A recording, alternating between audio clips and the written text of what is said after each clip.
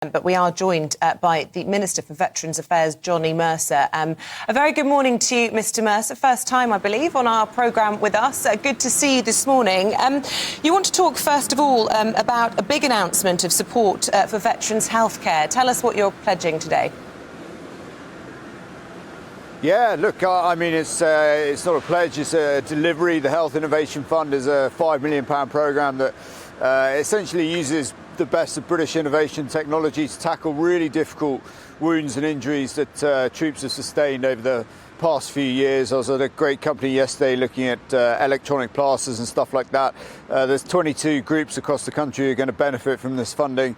And yeah, it's big news. There are some of our servicemen and women who struggle with wounds and injuries and pressure sores that just won't heal. You know, the commitments from these operations go on years afterwards. And I'm delighted that as part of government we're delivering on this and changing people's lives. And this is to the tune of £5 million awarded to 22 projects. And the hope is that some of the innovations could then be learnt from and applied perhaps in the NHS in the future.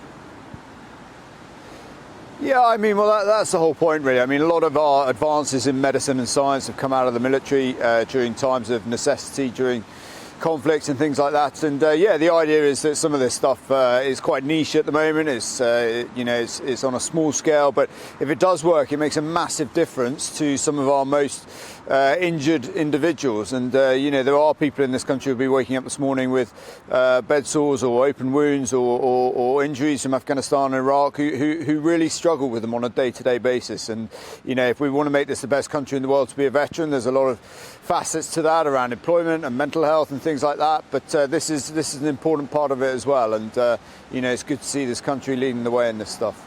Well, good luck to you.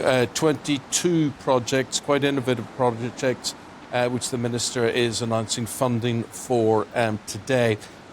Johnny, could we turn to the Ukrainian situation?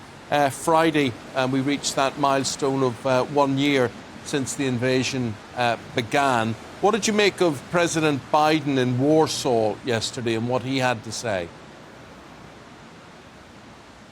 Well, look, I think Biden was very strong yesterday. I think, he's made it clear Ukraine is not going to lose this conflict. A year on, people didn't expect Kiev and the rest of Ukraine to still be standing and fighting so hard. And, they are. The West is resilient behind them. The West is united and, it's not a fractured group.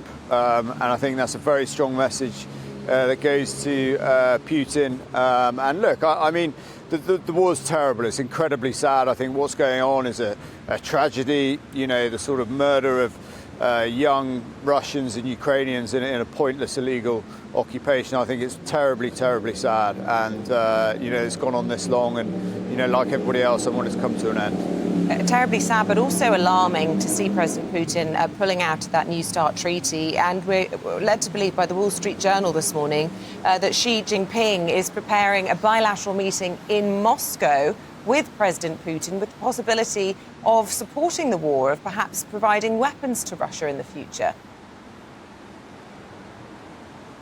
Yeah, I've seen that speculation as well. I'm not sure that that's what's going on. I think, it's pretty clear that Chinese interference in this would not be welcome. But I think that's at a very embryonic stage at the moment.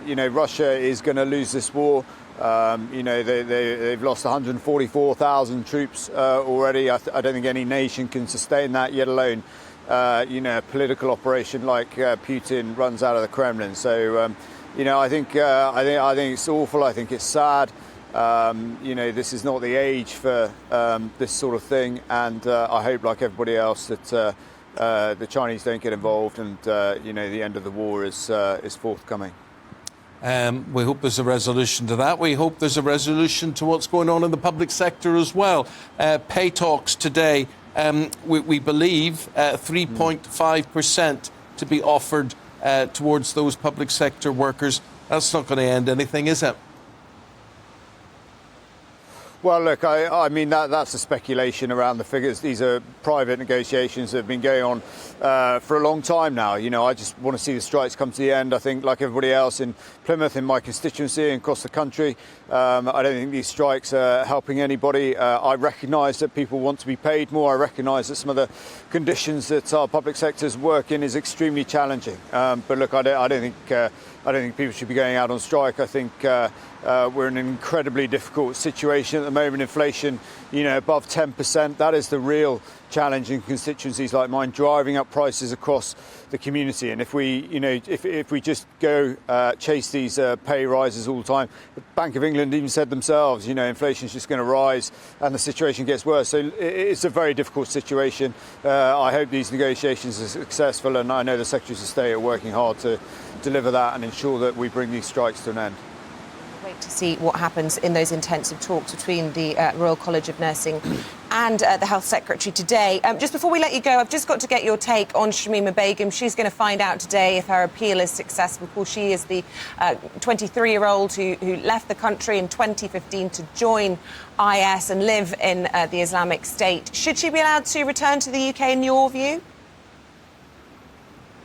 Look, that's a decision for the Home Secretary, and previous Home Secretaries, certainly Sajid Javid, when he was Home Secretary, made the decision to revoke her citizenship. That's a decision for them, and the court. She's clearly, she clearly represents a threat.